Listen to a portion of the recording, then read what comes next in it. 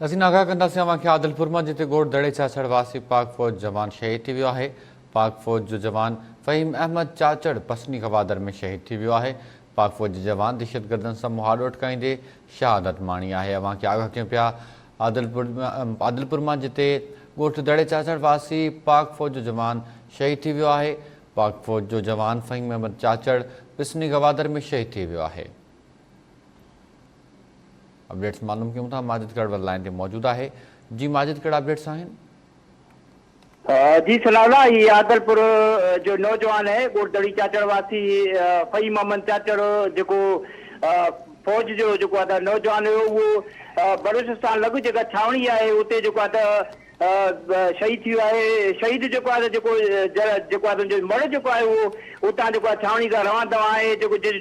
शहीद है जनाज़े नमाज आदिलपुर गोड़दड़ी चाचड़ 1 बजे अदा कई फौजी सनद जनाज़े नमाज बाद अबाने को कब्रिस्तान में मिट्टी में हवाले कियो वेंदो। जी ठीक है माजिद, वॾी महिरबानी हिन हवाले सां आगाह करण जे लाइ।